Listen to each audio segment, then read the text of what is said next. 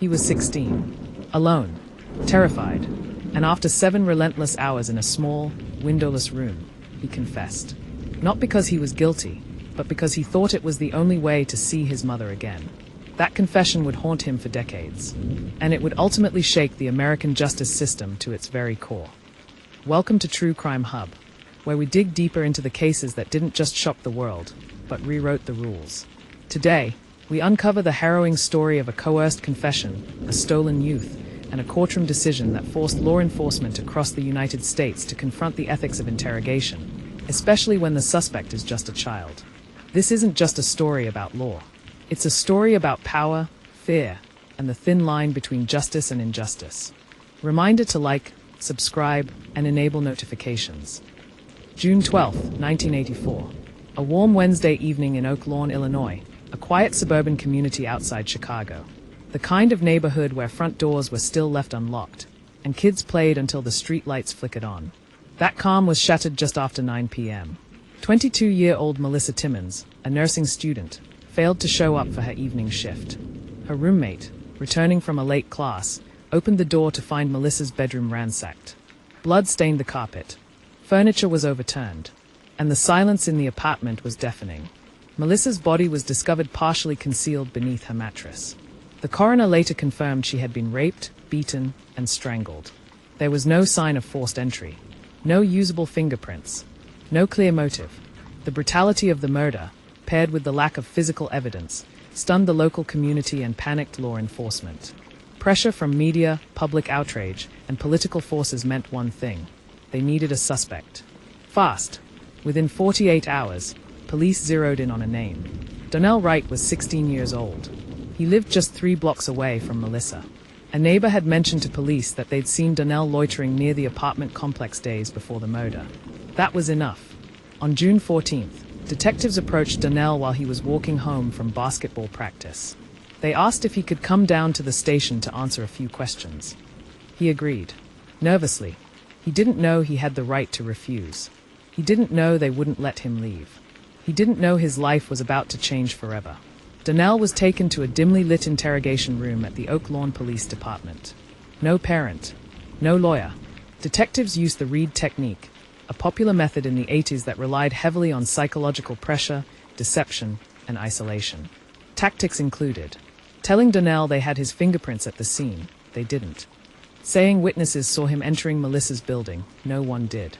Promising he could go home if he just told the truth. Hours passed. Darnell's statements shifted, from denial to confusion to compliance. By hour 7, exhausted and disoriented, he broke. He said he had gone into the apartment to steal a radio. He said Melissa was alive when he left. Then, under more pressure, he said maybe she had screamed. Maybe he had put his hands around her neck. Maybe he had killed her. The detectives had their confession. It was inconsistent and vague, but it was a confession. Despite no physical evidence linking him to the crime, no DNA, no fingerprints, no witnesses, Darnell was charged with first-degree murder. His court-appointed defense attorney argued that the confession was coerced, inadmissible.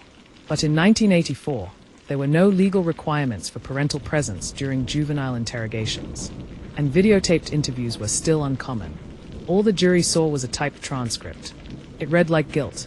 The jury was never told that Darnell had an IQ of 72, or that he was highly suggestible and had no criminal record. They deliberated for 6 hours. Verdict: guilty. Sentence: life in prison without parole. He was 17 years old.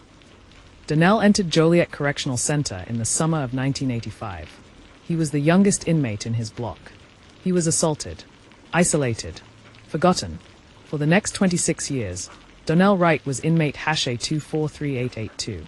He worked in the laundry, read every law book he could find, wrote hundreds of letters to Innocence Projects, advocacy groups, even journalists. He missed his father's funeral, his mother's cancer diagnosis, the birth of his niece. He watched the world change through a cell window, but he never gave up. In 2010, Darnell's handwritten letter landed on the desk of attorney Rachel Merriman at the Midwest Innocence Alliance. She noticed the timeline inconsistencies, the lack of physical evidence, the age and psychological profile of Darnell at the time of the confession. She took the case. A full reinvestigation was launched.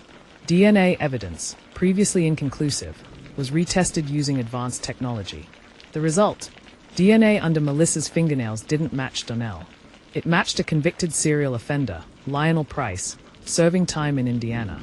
In 2012, after 2 years of review, the Illinois Appellate Court vacated Darnell's conviction. The state declined to retry him. He walked out of prison in December 2012. He was 45. He had gone in a boy. He came out a man with no home, no money, and no real place in the world. But he had his name, and his freedom. Darnell's case ignited nationwide outrage. Legal scholars called it the most egregious juvenile interrogation in modern U.S. history. Media dubbed it the confession that changed the law. In 2014, the U.S. Supreme Court reviewed juvenile interrogation standards, citing Darnell Wright's case. New rulings declared, juveniles must be allowed to consult legal counsel. Any confession obtained without a guardian or lawyer present may be inadmissible. Video recording of all interrogations became mandatory in multiple states. By 2017, 32 states had passed new laws tightening protections for minors during police interviews. Darnell sued the Oak Lawn Police Department, the state of Illinois, and individual officers. The settlement? $12.6 million. But money couldn't replace what was lost. He used a portion of the funds to launch the Right Justice Foundation, dedicated to protecting juvenile suspects from wrongful confessions. He now speaks at law schools, trains detectives, and counsels other exonerees. His motto: confessions shouldn't be extracted. They should be earned, with truth. Every year, over 1,000 juveniles in the U.S. falsely confess to crimes they didn't commit. Many never get a second chance. Darnell Wright's story is more than tragic, it's a warning. If this story moved you, share it. Talk about it. And remember, the next Darnell could be your neighbor, your son, your student. Subscribe to True Crime Hub, where we don't just tell true crime stories. We expose injustice.